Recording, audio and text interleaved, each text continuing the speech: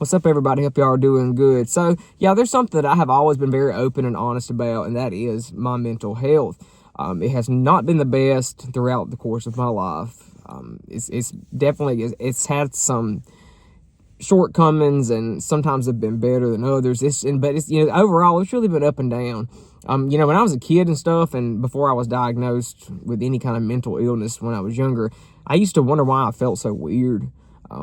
I used to wonder why I felt so sad, why I was so worried about stuff. And, even my parents and stuff and family members when I was, real young, they would, ask me, why are you worried about that? It's almost like I just took everything and just internalized it and just, let it ran my mind just wild ass crazy all the time.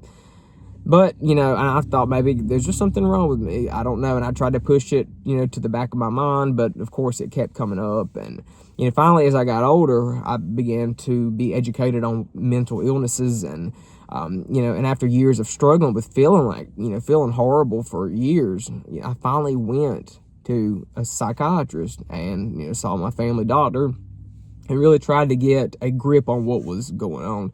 It took a lot of different tests, took some therapy and stuff, but I think I was 22 when I was diagnosed with bipolar disorder type 2.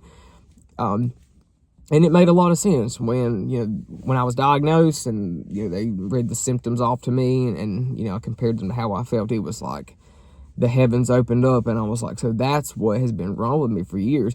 And, anybody who suffers with bipolar, that shit is rough. It can be very, very hard to manage, especially for people that have type 1. Those people I feel really bad for, because I know a lady personally, she's a good friend of mine, that she has been diagnosed with bipolar type 1 for 30, 40 years. And, some of the stories and stuff she has told me that she has dealt, some of the things she's dealt with, some of the things she's went through because of her bipolar, is like, wow, I could not even imagine. That's wild compared to me. So there's definitely people out there that have it. They have it off a lot worse than I do. But, still, I just, throughout my life and stuff, one thing that I just really had a hard time dealing with as far as in my mind was my mood swings. And, my mood swings, it was not like 1 second I would be, like, happy, and then the next split second I would be, like, pissed off or mad about something. It was nothing like that. It's like things would come in, like, almost long-term cycles, if that makes sense. Like, well, to me, it felt long-term, but it would be, like, 3 weeks to a month of feeling wonderful, on top of the world. I would start all these projects, didn't really even need to sleep as much as I used to, and I had so much energy and was exercising. And then it's like, after a while, it's like it didn't happen gradually either. It's like I would just wake up one day and boom, it would all be gone. And I would be the complete opposite. I would have no energy. I felt like crap. I was so depressed that I didn't want to get up out of the bed. And my body just hurt so bad. Like, when I went through my depressive episodes, y'all, it made my body hurt. And, like, my hair and my scalp, it would make my scalp sore. And that is the weirdest thing ever. And I never could figure out why that would happen. But, after seeing my doctor and all that's a, symptom of depression, is body aches. And I did not know that. So, like, I would just have these weird sensations. My legs would ache, and I would just lose my appetite because I would just be so anxious and all upset. And, guys, it's like during those times, those were some of the darkest periods of my life, because when you have bipolar, it's when you're on one of your lows, they are incredibly low. They're like the lowest of the lows. But then when you're having one of your highs, or you're having a manic episode, you feel like king or queen of the world. You feel like you can do anything. And that's a very, very, very hard thing to have to learn to manage, because it's almost like, at least for me, it's like I had two different people living in me. And, one would come out for a little bit, and then and then it would push the other one out of the way, and the new one would come out. And then I would, it's like living in two different worlds when, each side would show its ugly self. And, I just could never, ever feel that I had any kind of control. I never felt like a happy medium. It was always one or the other. And, it showed, too. People noticed it in my life, because they would notice that, like, when I was feeling well, I would start all these projects and have all this motivation. And then when the depressive episode would kick in, they would, I wouldn't even finish them. they would just be just left there, and they would be like, why are you not finishing this? And it made me look like I was nuts or something. I mean, it probably did. It made me look like I was crazy as hell. But I didn't even know it at the time. I actually had a real mental illness.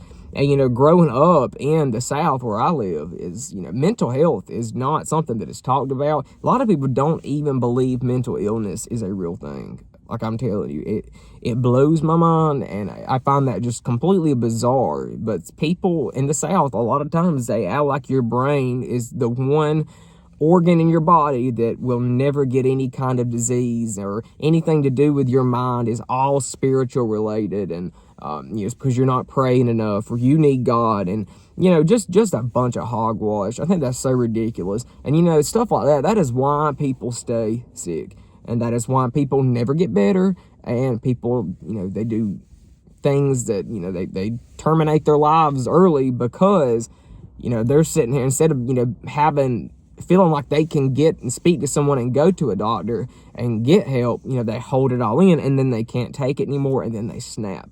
Because, also another thing around here is medication that has to do with mental health.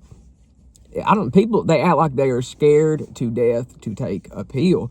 They act like if they take that pill for their mental health, it's going to make them worse, it's going to make them crazy, and their whole life will be ruined. I don't get it. I never was scared of taking medication for it. When I found out there was a pill that I could take and there was medication to make me better, hell yes. I was like, I'll take give me the whole damn bottle. If me swallowing a pill every day is going to make me feel better and better my life, you better be damn straight that I'm going to get up every day and I'm going to take that pill, and with a smile on my face too, and a song in my heart. Because that right there is a blessing. Because back in the old days, before there was medication, people were stuck with this. They had no way to get past it. They had nobody to talk to. And it's like, we live in our society today. We have access to stuff that a lot of people, our ancestors didn't have. So instead of, we should be more grateful for it, instead of just, looking at it like it's, so taboo and so bizarre. If you would take 5 minutes to do your research and, stop pulling information out of your ass, you would know a little more, and you would be a little more open and a little bit more knowledgeable, and therefore you better your life when you become knowledgeable on any subject, on any topic. So guys, like, for if you have any kind of mental health issue, or you feel like you do, definitely go see somebody, regardless of what anybody tells you. It doesn't matter who it is, whether it be your spouse, your family, your friends, whatever. Don't listen to them. If you want to go, and if you need to go, then you go. And, to hell with them. If they have a problem with that, well, maybe they don't need to be in your life at all. So, if you're feeling any kind of odd feelings that you can't explain, and that you really think, you would be better off to speak to a professional, please do that, because it could end up saving your life, and it could end up saving you a lot of miserable days. I wish to God I would have went earlier to the doctor than what I did, because all those young teenage years that I spent, like this, up and down all the time, and felt like I was losing my marbles, that could have been spared that.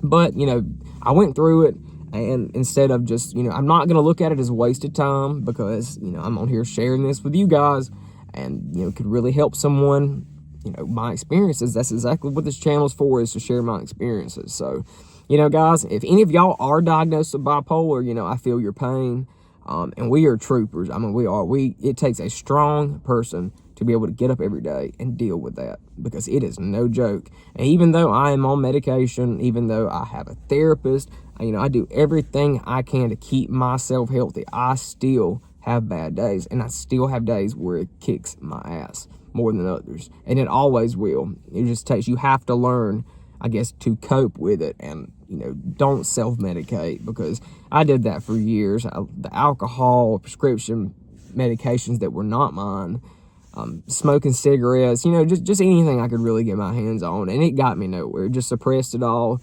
And then when I finally, quit doing all that, it all just came back up, but it was 10 times worse, because I had been numbing myself out. So, guys, don't follow that path. My best advice to you is please take care of yourself, and go see someone if you feel you need to. So, guys, that right there is my 2 cents on the subject.